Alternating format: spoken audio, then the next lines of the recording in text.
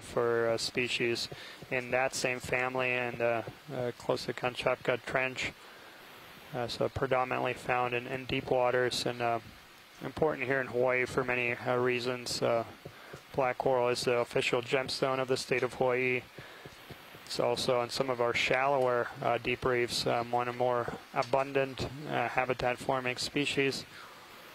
There's a beautiful radial fractured pillow lava tube right there. Oh, cool. Yeah, that lava tumulus.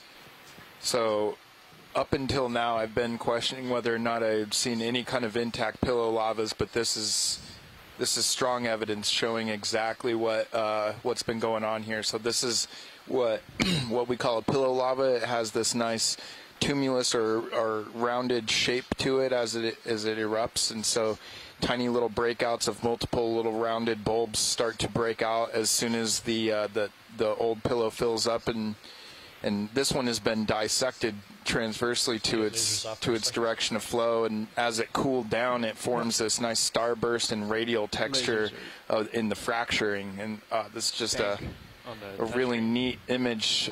So this surface and this lava flow is probably about 100 million years old. Oh, it doesn't work? It's just amazing to see that. About that one, honestly.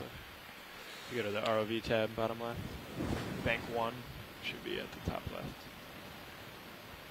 Lasers there. That's awesome. All right, thank you, pilot, for stopping there for a second. That was great. You go to Bank 1. Some interesting geology there. We're going to get the lasers off for a nice shot. You missed it again.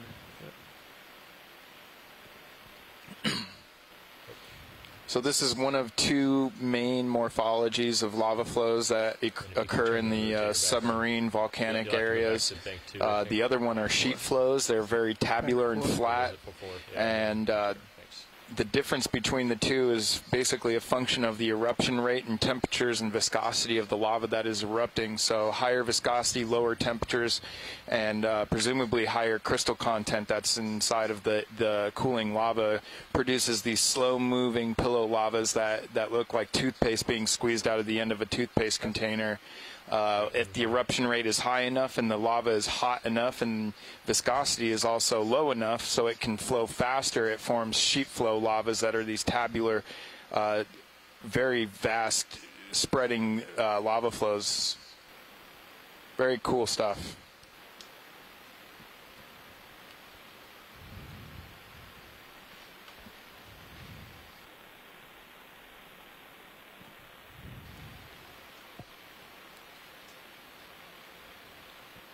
Looks like we're just about done with that move. Keep it going. Keep it going? Sure. So our depth here is 3,937 meters. Bridge, Nav. If we're not done with that move, could we add another 30?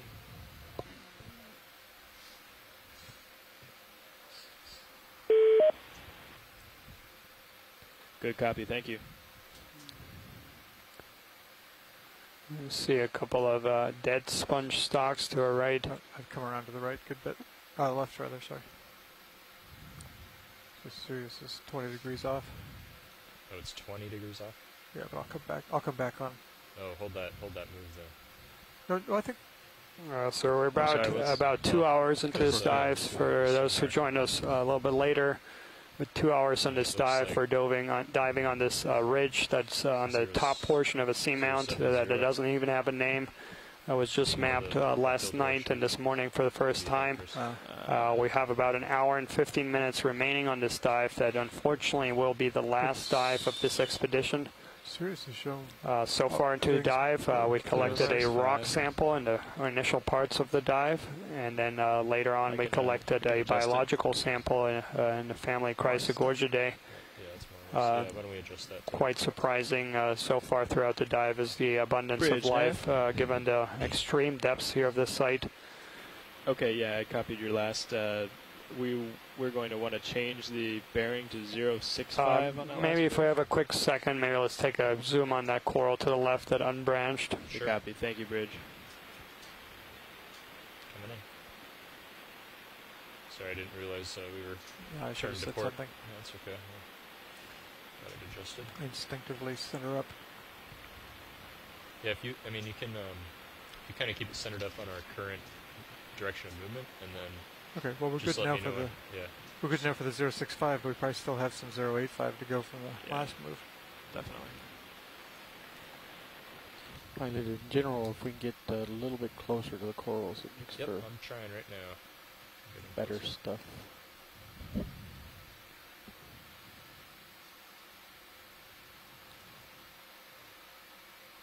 That should make It's a just marvelous the view. problem is there's often corals in the foreground that Yeah. are off the Zeus Plus, and I don't want to crush them.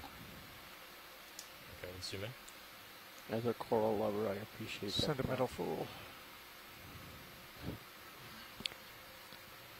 What's going on top here? And I can see the top part there. It's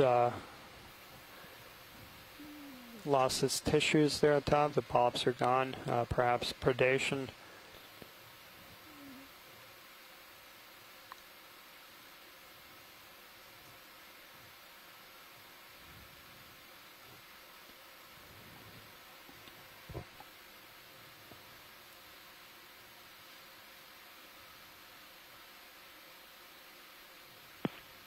Dan, as we are zoomed in looking at this bamboo coral, and Les and I have just been corresponding a little bit in the chat room. We'd really like, this appears to be Bathagorgia, and you can see we can see that there are no prominent needle-like sclerites, those calcitic elements that are embedded in the tissue. There's none on these polyps. You can see maybe in some of these views, you see they're very short little rods.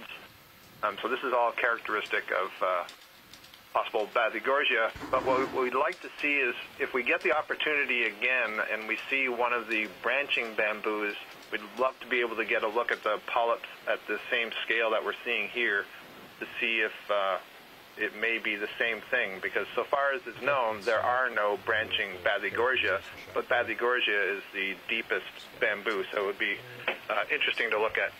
Copy that, Scott. And now, do the sparsely branched or the real branch? We've seen a few of these sparsely branched wire corals. Is that what you're talking about? Just realized Sparsely to moderately, but not the really dense branching ones. Copy that. You know, either one we saw would work. Sorry, there we go. Is that Okay, better? we'll keep our eyes open. Thanks, Scott.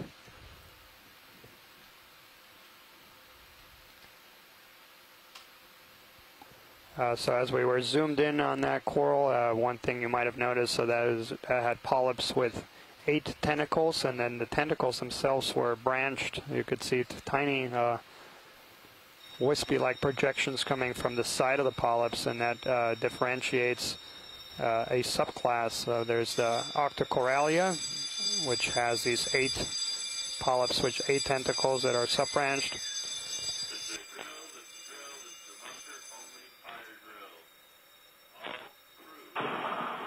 Any chance we can look at that white thing to the upper left? Upper left? Want to see that? That was probably just a sponge, Chris. The sponge that just came into view there. They want to see that thing on the left. I'm kidding, by the way, and I think it's an anemone. Why didn't anyone see It didn't matter. We were all laughing here anyway. Great to hear that. So, We're having a real fun Dan, final can you dive here. direct me to what you want to see? So the large white object, the center left. Coming in. I think it's an anemone, yeah. Then we can get lasers on, Jim. So just if you folks are wondering, we're currently going through a drill here on the ship, and that's the ringing you're hearing.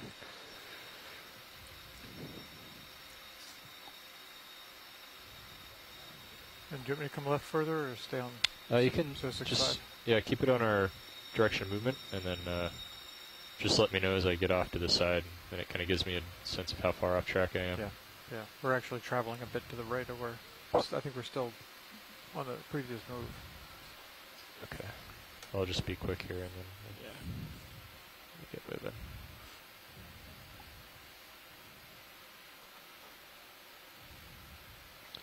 Yeah. Slowly. If we have the time, let's not be too quick. This is the first flight one of this expedition. All right, let's zoom in.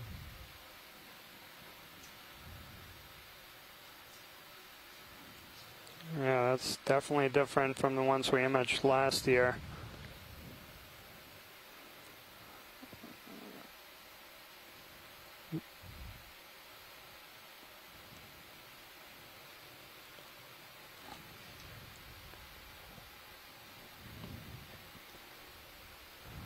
Yeah, so I do not see this animal in our gallery here.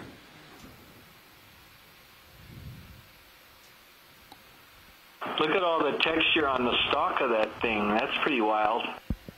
Yeah. Got about. So anemones are another somewhat problematic group. One, they're difficult to sample.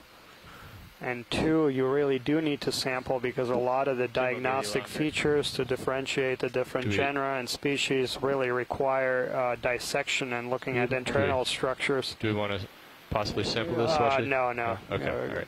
Thank All you. right, let's zoom out, Roland, and I got to get moving. That's a beautiful image here. Yeah. Yeah, that would be virtually impossible. Yeah, it would.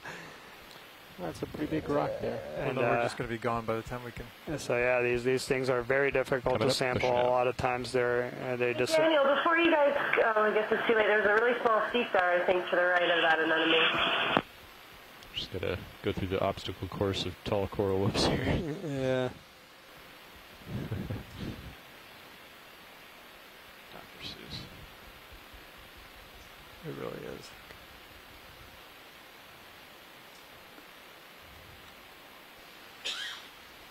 This is kind of an interesting little topographic high right here.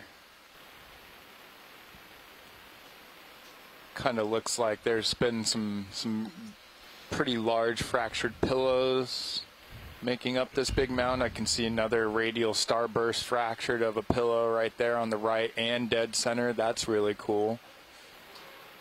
Kind of gives you an idea what the exterior of the pillow looks like, and then that nice radial starburst fracture in the middle of it as well. Oh, and we're coming up on some loose rocks. I would like to maybe put a request in to get our second geological collection, just because these are very angular and would be a great geological sample. Bridge now. Thanks. All right, well, you let me know if you see a piece that you like. Do you see this channel of loose angular stuff that's coming down in between these really large rounded pillow lavas? Yeah, up here, just to the right of the lasers here. Yeah, any of those would be just a great sample. Okay.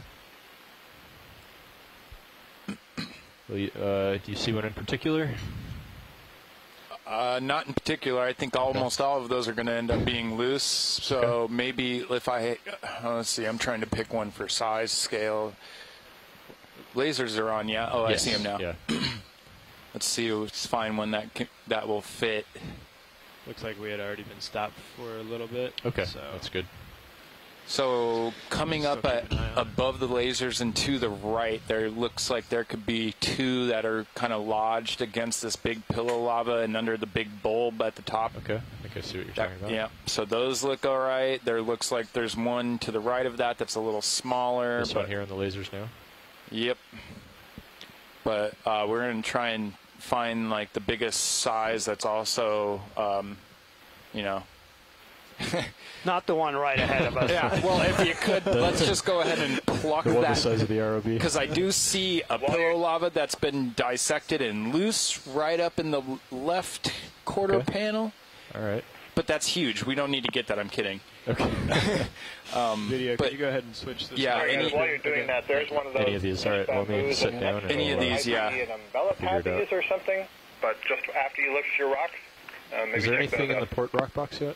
Yeah, no. Scott, and we'll absolutely after the collection is. Our rock is in the starboard rock box. Patty Fryer. Yeah. Well, hey, Patty, how are you? I'm fine, and you need a big rock just below the lasers. Yeah, we're looking for that crevice. Yep. That's kind of what we're looking for. Yeah, so we're slightly limited by the volume of our rock box. Don't want that. Never get the ROV back.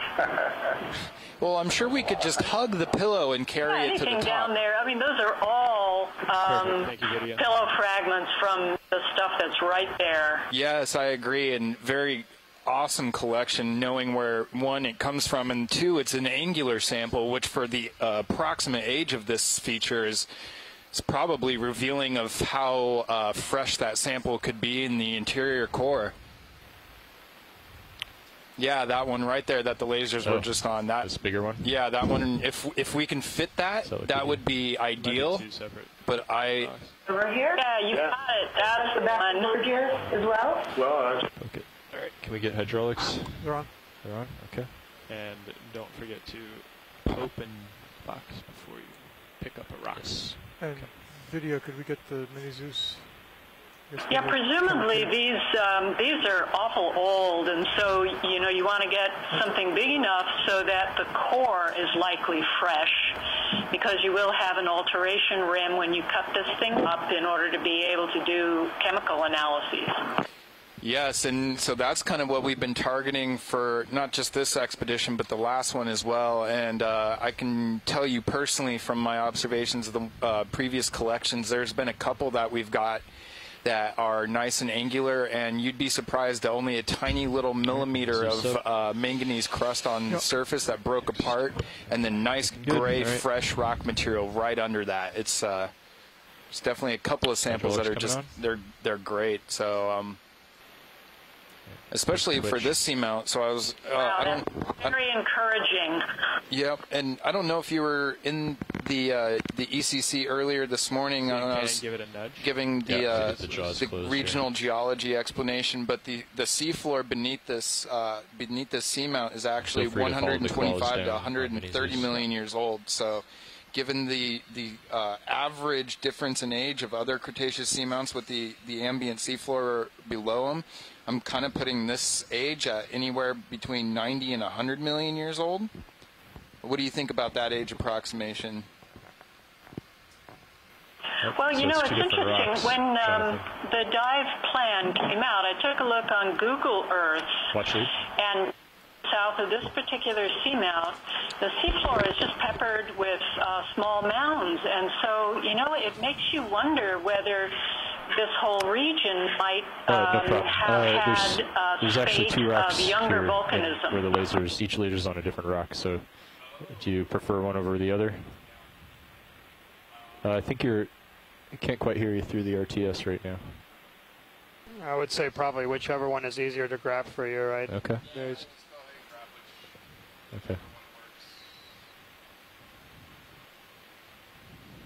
Okay.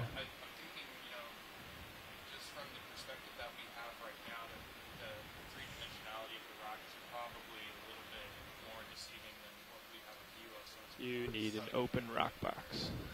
Thank you, Dive Soup and Chris. Yes. Dive Soup on deck. So we'll want to bring the wing inboard. Whoa, whoa, whoa, whoa. What just happened? So I didn't think I was pressing it, but you're not indexed in right now yet. No. Okay. I think it went to we're its about to current just mode. set up to collect this rock I was sample. just barely and, touching it. So. We have been keeping track of the Zoom requests, so and how we'll should I get finish out of the this, collection before we can appropriately? address any of those.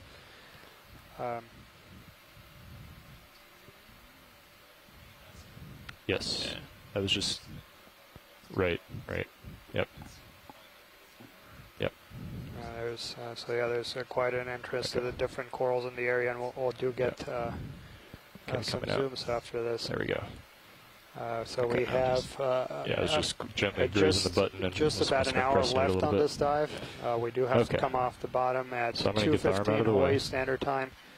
And if Jim, if you can bring the unfortunately, this is also their last dive of this expedition, but it's been quite a remarkable dive, and we were fascinated with the topography when we woke up this morning and saw the mapping data. Should be on the starboard. And I'm even more fascinated by how many animals we see on this very, very deep ledge. This is 4,000 meters deep, and it's really only the third time we have looked at depths below 4,000 meters in Just make sure you this have enough room region. when you pick it up that you're going to clear it. So I don't know if you want it all the way in or not. It's up to you. So these are really the first images of some of these deep I'll water just get habitats. it open, and then we'll bring it inboard a bit. So Jim, if you can, on my left monitor, I'll get it here. Copy. Okay.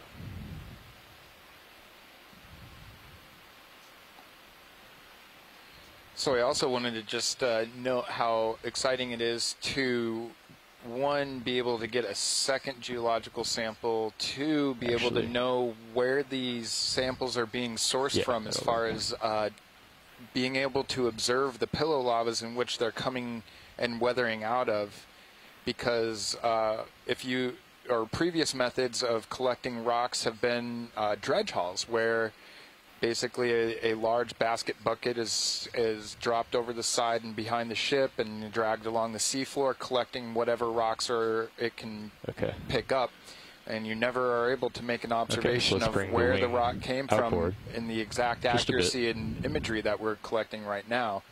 So that part alone is very exciting. However, having two samples from an unsampled seamount is also very exciting. So that'll work, huh? we can also independently assess the age, the absolute age that we may get from either one of these samples. So if both of our samples yield the same age, it's a kind of an independent assessment of the certainty of that absolute age. So this is just a great thing we're observing right now.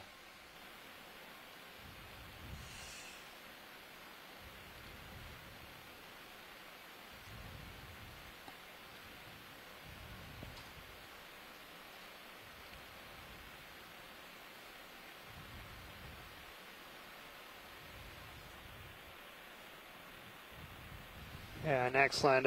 Very happy that the Exploration Command Center at the University of Hawaii is heavily populated today with different researchers. So yeah, thank you, Patty, for joining us. And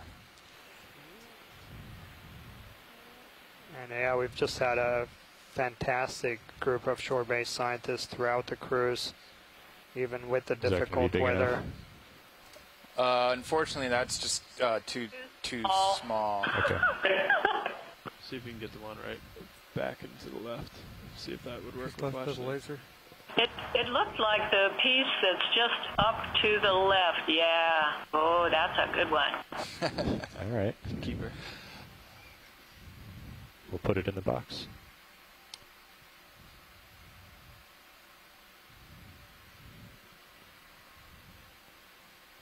Oh, crumbled the bits. Oh, dear. No good? Do we want that or no? It's got soil The image is pretty crummy here in Hawaii, but we can see stuff falling off that rock. Yeah, the interior looks pretty rotten. So I'm going to make one last request. Maybe the one that's in the channel just above the toe in the port rock box. Okay. Is that within... I think we can do that right now. Yeah. We definitely do not want the one in the jaws. Yeah. Yeah, that guy. So see that brownish orange coloration? That's the alteration in the interior of the core that we're talking about that will not be too usable by geologists. So hopefully... Dan, why don't you check your grip force? Okay. Put that way down. Grip force 5. Yeah. Put that down. You know, it's unfortunate that one broke, but it's also very fortunate that it broke before we made the collection and realized that any of that rock was yeah, so he actually wants to know if that actually so pretty altered. Problem.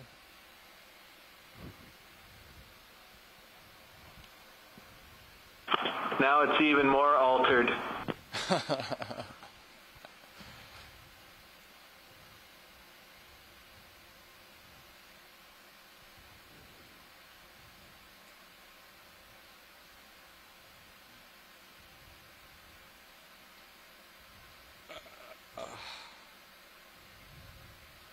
Hey, all right. Nice.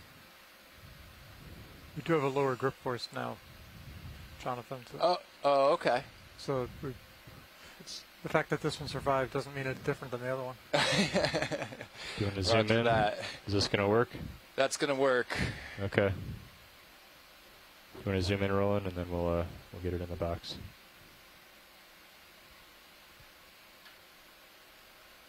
Have you done the wrist rotate before?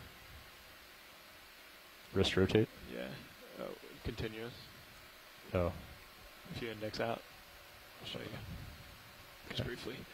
It's the one, not grip force, but the one to the right. Oh, yeah. While you're indexed in, if you switch that and then use the toggle, you can freely rotate while you're indexed in. Nice. Okay.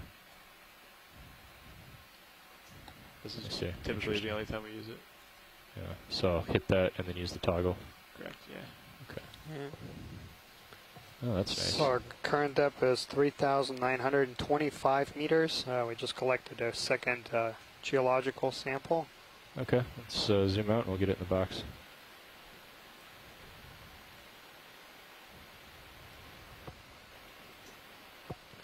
And yeah, once we are done with the collection, we have noted that the zoom requests here by Shorebait scientists, so we'll just proceed to finalize the collection. All right, can you put the port manipulator camera on my left monitor, Jim?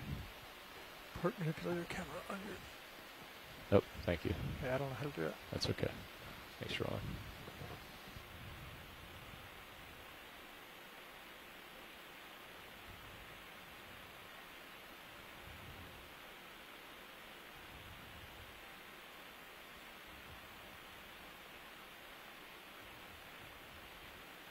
Nice. Okay, you can bring the port wing outboard. Outboard, yes.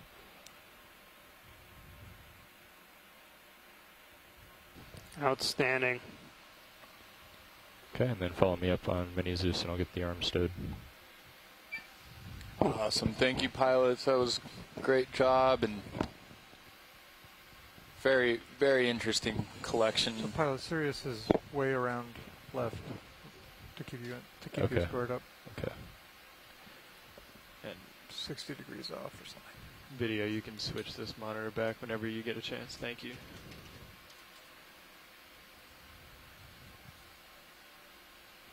And as a biologist, I'm particularly excited because we do like to play this little game on the ship of guess the weight of the rock. And I am 2 points off the lead, so if I get these two last guesses, I will take the win. So we'll see what happens. I think What's the score? Josh is up. Josh is only up by 1. So yeah, there's a couple requests. Once we're all set up, there's a few corals to our right. Okay. All right, so everything's settled out now? Yeah, no, we're fine. I just want you to know Sirius is pointing more or less north instead of more or less east. Okay. Before you lift off? Yes. They wanted to look at something. It's the coral on the right, right? Yeah, and it's just partially in view now. Okay. Yeah. Wispier off the screen. So we're gonna have to drop that weight on the way up? Nope. No?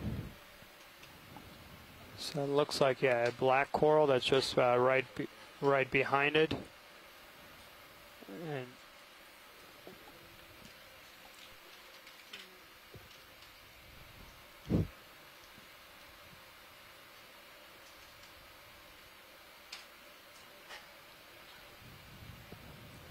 is it this one here or the one? The one to the right of it. Okay. Yeah, but you should be able to get it from here with a zoom, yeah. So, yeah, right of this guy, the smaller one.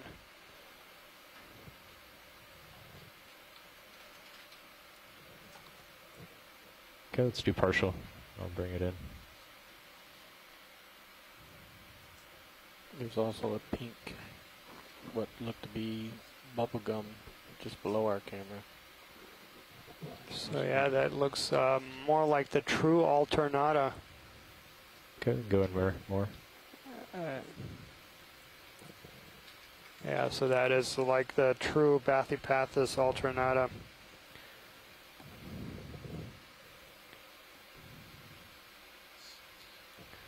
So this is what I was talking on before when we had that discussion with Andrea about redescribing So this species, Bathypathis alternata, was described from a colony that looked very similar to this one, but that holotype, so the original material that species description was based on, is highly degraded.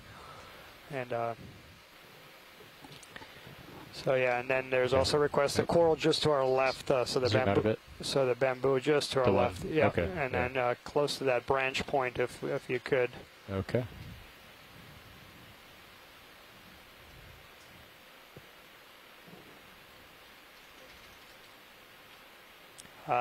Yes, Roland and Will. Yeah.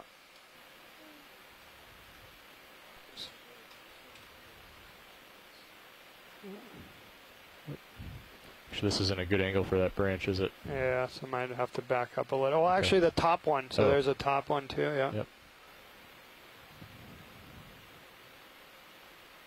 So yeah, again, they're perched on top of it is a crinoid, and it's actually very interesting that the point where that crinoid is perched up on is also a little bit void of tissue there. We had a discussion about that, and thanks for getting a zoom on this, Daniel. So I'm watching as we're coming in. I'm probably a little delayed to you, but you and all the viewers can compare this to what we saw earlier. So I am not seeing any needles once again. I do see some small rods that are in there. These polyps look very, very similar to the polyps that we imaged earlier on the unbranched bamboo. And so perhaps this, if this is a Bathygorgia, perhaps Bathygorgia is capable of branching. So that's really fascinating. Yeah, that's good. Yeah. These close-ups will allow us to compare to the earlier ones we made a little earlier in the dive. Thanks a lot.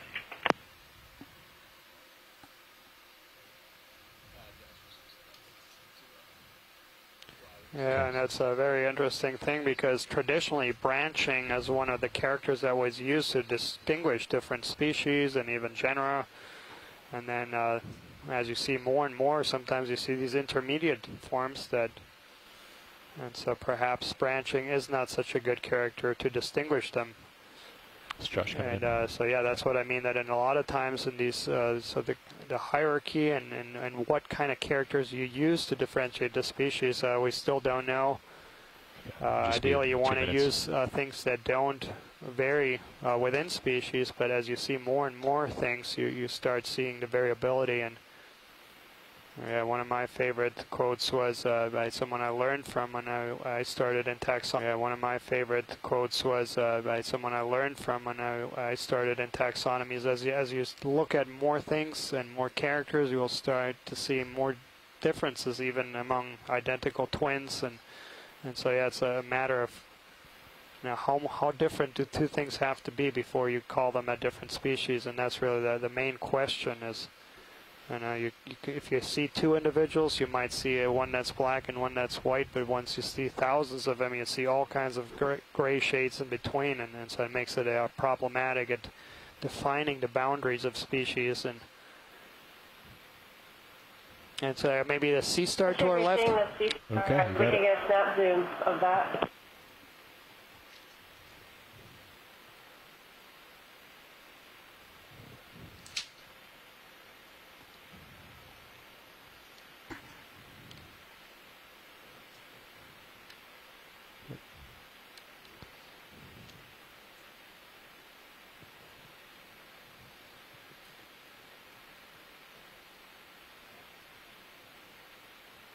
Okay, let's go in partial.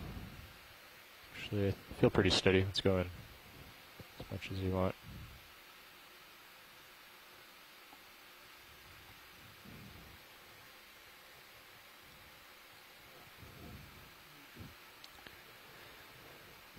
Yeah, so I don't know if Chris Ma is watching this, but it does not look like anything like we imaged last year. Not much more.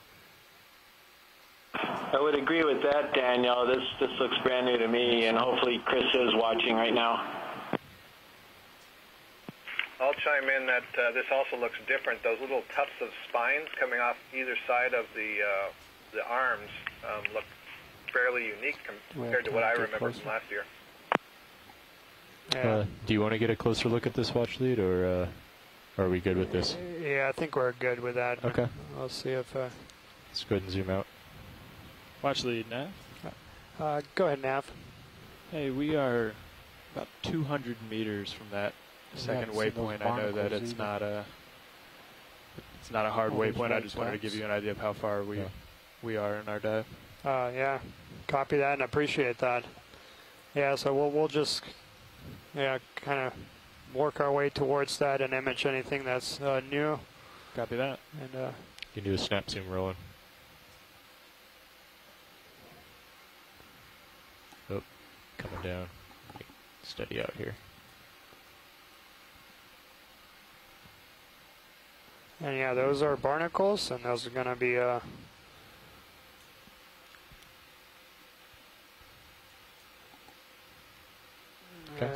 thing in the family Balanoidae.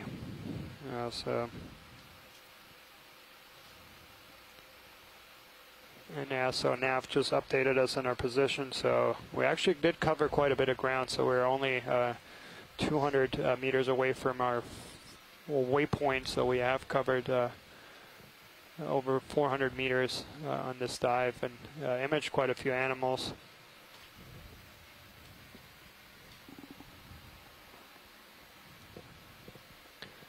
And yeah, quite remarkable sight. To the right-hand side of that stalk. That little tuft. Okay. We're going to do a quick pilot swap. Yeah, okay. So we're just going through a little personnel change one again in our piloting team, and we have about 45 minutes remaining on this dive. We're currently at a depth of 3,922 meters, diving on this ridge that's to the top of a seamount about 200 miles south of Midway Atoll, about 1,300 miles west of Honolulu, a seamount that has no name. Until yesterday we had no maps of it, and today we have both a nice map and some beautiful images of what this seamount looks like. And before we started this dive, we were not really expecting to see that much life, considering the depths. This is only the third time that we're doing dives at a depth of 4,000 meters here in this region, and the previous two dives, including the one on this very expedition and one we did last year, the fauna was quite depauperate. There was not really that much life. So a few animals, mostly sea cucumbers and barnacles, but not really this abundance of corals and sponges that we're seeing here, and this is quite remarkable. And you are so yeah, not on our heading. I think what's our heading right now? We're stopped, but our intended next move is 085. So 085. So we're way off. So there's so we gotta come to starboard. Request to zoom maybe on the coral right onto right. Yeah, I would. The branching? Yeah, the branching bottom right.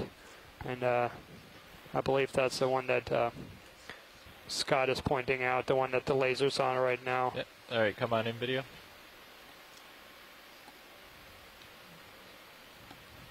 Is that what you're talking about, Scott? That is the one I was seeing from the distance. If those have the polyps like the ones we were just imaging, then yeah, there would be a lot of interest. I'd like to hear if there's support for a collection of this from the others. Copy that. Yeah, so we'll get you a zoom, and then we can take look at what other people say if this is a collectible. Copy that, Daniel. Thank you.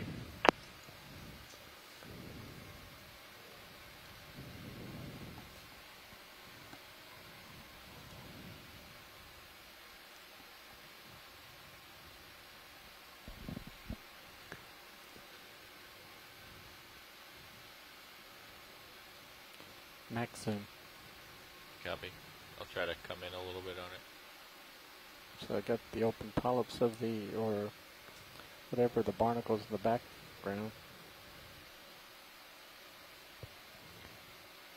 Yeah, and I agree with you, Les. It looks like it is branching right at the node, so those kind of darker bands that you see on the branching itself, it has this kind of very faint brownish bands.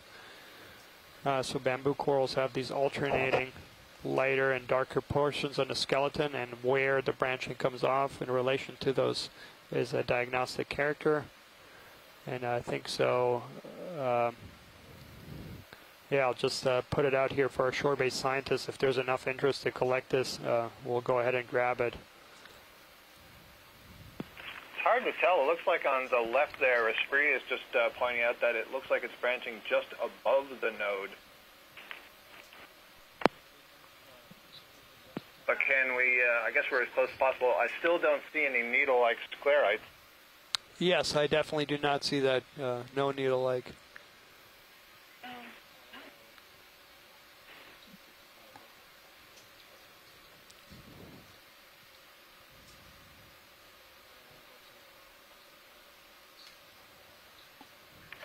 Well, so folks on shore, time to make a decision, get your votes in. I'm in favor of a collection, but I will definitely yield to what everybody else has to say.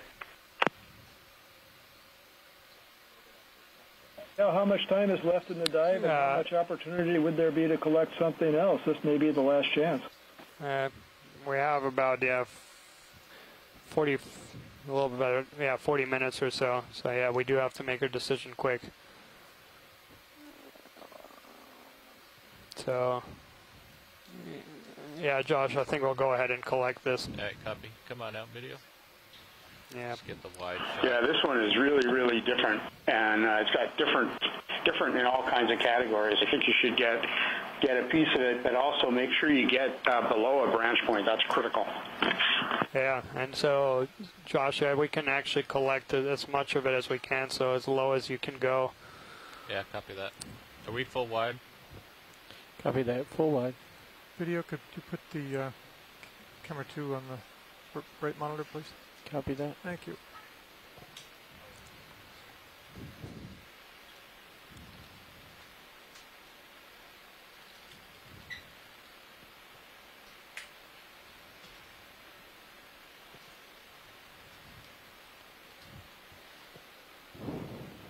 Survey 2 is video. Survey 2 is video. Do you copy? So we're about to set up here. We're at a depth of 3,922. We're setting up to collect our second biological sample. Earlier in the dive, we collected a chrysogorgid coral. Now this is a bamboo coral. And then we also collected 2 rock samples. It's been a very exciting dive today. This is one of the deeper dives that we've done in this portion. And it's also exciting because it's on a seamount that we finished mapping just a few hours before we started the dive. And we got Dan back. So within the last 12 hours, we've gotten a full map of the area, and now we're getting some of the first images you bring up hydraulics of seamounts here. And hydraulics are ramped up. Yep. And for those folks who missed the discussion earlier, just the topography of this area is absolutely spectacular. So the seamount is composed of at least 8 different volcanoes, according to some of the geologists that looked at the map, and it has multiple ridges all coming off at different parts of the seamount and at different depths. And so the ridge we're diving off right here is at the top of the seamount, going the east to west direction. And it's not that broad across, but the one side of that ridge is very steep. So towards our right here, which is the south, it's a very sharp drop, about 200 meters or so. It drops. On the other side of the ridge is a lot more gradual. And so we were hoping that that kind of environment, that sharp ridge, that big difference in depths would help us determine that there's a bit more life here and less sediment. So, and that's because we're in places where you have these sharp ridges, it impedes current flow, so it presents a barrier to the currents, and as a result of if currents kind of smash up against obstacles like that, like ridges, they are accelerated over, and so you have a bit more dependable currents. that has multiple things that it will wipe the sediment off the place, so it will not allow sediment to. Mini Zeus, please. It's good, and there's of course hard substrate or sediment-free substrate is something that these corals and sponges need. So a lot of these corals and sponges are specialized to attaching to a hard substrate. So they will need a hard substrate that is kind of clean of sediments to be able to attach. And the second feature is that these corals and also sponges, as well as crinoids and a few other invertebrates, are suspension feeders. So they feed on tiny particles in the water column, plankton, and other organisms. So they need places where there's dependable currents to bring the food to them. And so that's so we want as much of this as we can get. That's a Roger.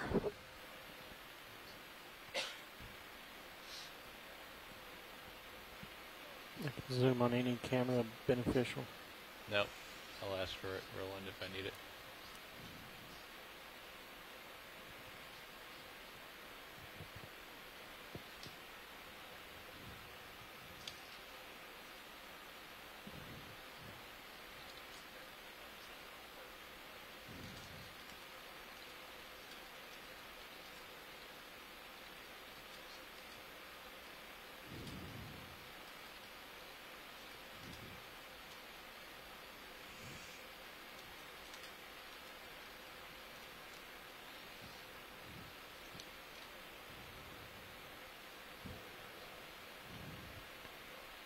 Excellent.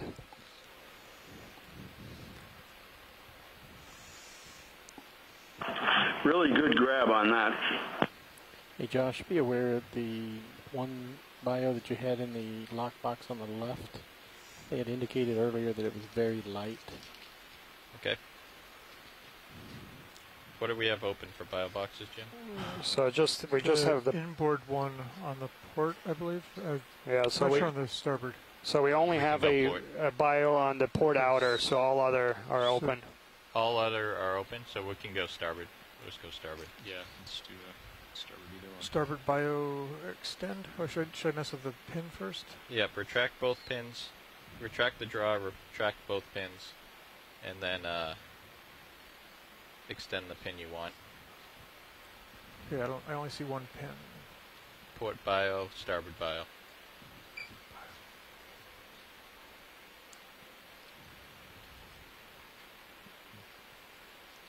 Okay, got it.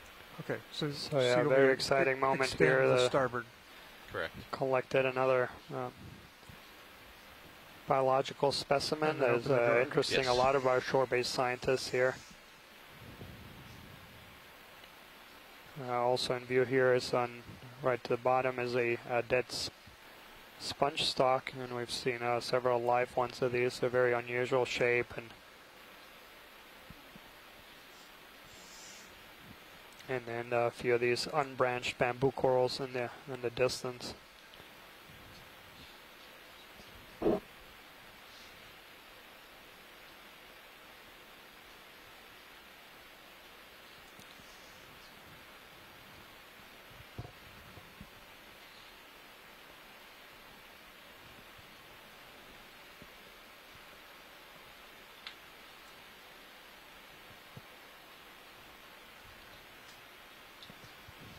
Okay, it's in port inner, starboard inner, and I'm clear. You can close the drawer.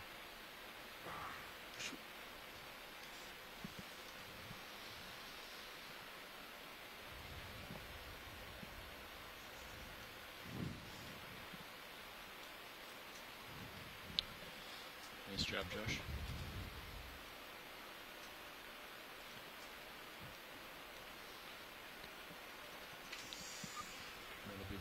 And then you got a fault on your flat. Yeah, copy. Get ramped up. So last sample of the cruise. Excellent. Yeah, so we have filled our collection boxes here. It's this depth 3,921 meters. We have approximately 30 minutes remaining. So we'll just continue our survey along this ridge and imaging a few of the animals here. It's been a very fascinating dive for I think for both the geologist and the biologist, I think Jonathan was quite perplexed by the maps and the area he saw, and then by a few of the features he's seeing, and I was particularly perplexed by how much life we found from the very get-go. It was a nice moderate density of animals continued throughout the entire portion we've surveyed so far. Oh yeah, so I was more excited than I had been in a while about seeing such a unique feature. So just looking at the maps this morning before we ever got to see the surface of this seamount, I was already excited. And only have about. It's been a beautiful dive so far for geology and biology, and we're looking at why it's beautiful for geology right now. So right now we're sitting looking at actual intact lava flows that have not broken up this area to make it easier and have been concealed by manganese crust or talus, like a couple of the other old Cretaceous volcanoes we've dove on before. So a couple of the other dives we've been on old volcanoes with is... Yeah, I think if you work across to the right in this view, so to the east. So they've I'll just keep you. Many of the primary volcanic structures in the lava flows up until now have been concealed by what is that? Oh, is that where we sat down? Okay. That is shiny. Unless we sat down here, I've moved quite a bit. So yeah, there's 2 squat lobster there, and those are going to be in the genus Munidopsis. I'm going to come in here, Roland. I'm way far off. Yep, following your focus. And there's more of those barnacles there that we saw earlier.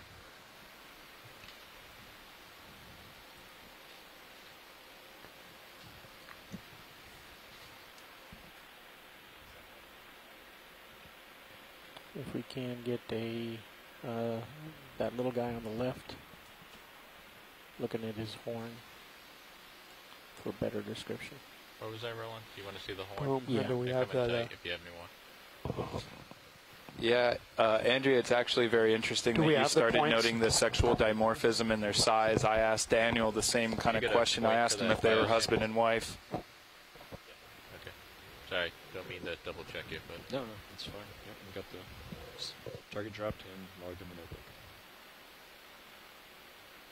Their body language says they're in love. It's just... Okay, maybe now rotate to the one on the right. We saw this guy earlier, just science had a discussion about the descriptive based on the horn-looking appendage. Yeah, and so this one looks like a bit more... not convinced, but there's a Munidopsis albatross. That horn is a bit shorter, and but this one has a bit more spines on its carapace. Okay. But that would be my best guess. Video's clear. Hey, you happy, Watchley? Yeah, thanks, Jeff. Yeah, come on out when you're ready, Roland. So, Jonathan, you want to tell us anything about that? That's a pretty good guess, Daniel. That's about where we're at right now, too. Excellent. So, Daniel, can you tell us anything about that glassy-looking, smooth structure? Roland, I think that was where we touched down and were against the manganese. So if you rub that manganese, it kind of polishes, right? We're some distance from that. So 25 minutes. What other glassy structure are you referring to? That shiny area that we were just near the lobsters. Yeah, I don't know. So the rocks itself, they're covered with a lot of these barnacles, and those white spots you can see. And as we zoomed in, you can actually see the feet of those barnacles projecting through the plates. But yeah, there was a couple of smooth striations on the rock, and I don't know what that is. They looked fairly uniform and kind of straight lines. I don't know what they are. Do a quick zoom here, Roland. As you can see, there's some more here. The vehicle hasn't been in this area.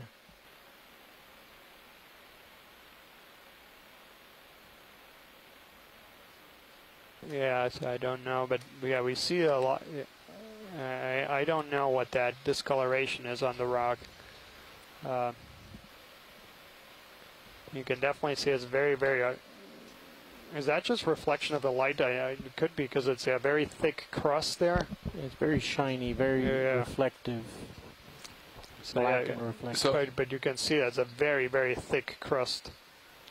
So, Roland, we've seen that same kind of smoothness to the manganese textures on some of the rock samples that we've brought up. I don't really know why it becomes so smooth. However, it seems to be a common texture. Yeah, not sure what causes it to be like that, though.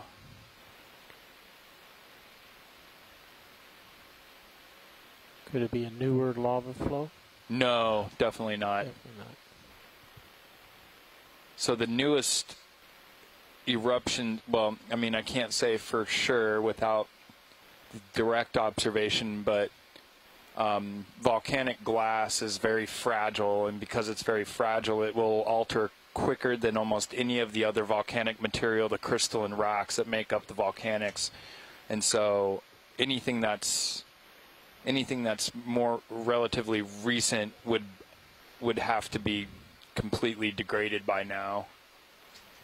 It doesn't take it very long to get rid of volcanic glass, so I have doubts on any kind of recent volcanics. Yeah, and that's that unusual sponge that we imaged earlier.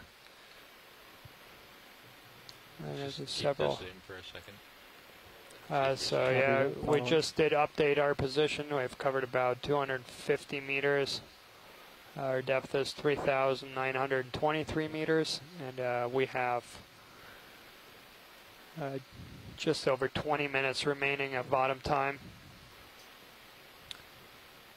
Unfortunately, this is the last dive of this expedition. But the Okeanos Explorer is still going to be active in this region for the next 6 months.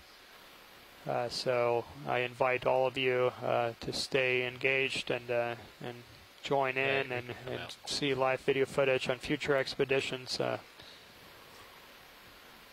And yeah, here's this beautiful view of this. So this is what I was talking about a few times. So this ridge, we were creeping on the southern side of the ridge, and there's a steep drop off. On the other side of the ridge, it's a lot more gradual, but it was about a 200-meter drop to the very bottom. Wow. And that's a crazy sight. Beautiful view here, and I always love these images of kind of zooming out and getting a better view of the forest and not so much the trees. Can you and just the depth based on your altimeter? So Jonathan, on the left side of the screen, there was a fault-like structure going on, very straight and very deep in the rocks. But that's not very meaningful. There's a what kind of structure? Sorry.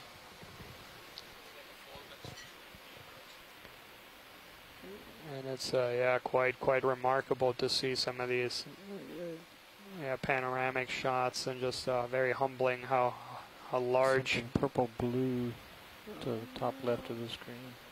Oh, never mind. It's more of that shiny stone.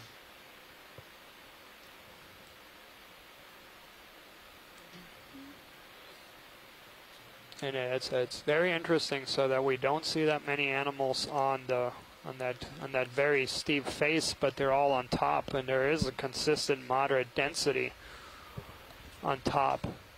And so from what we have observed so far throughout the dive, the currents have come across this steep face. Can we get a quick zoom maybe on that animal, kind of right of the lasers? We're about to touch it right now. Right there, that guy? Hey, let's come in Roland.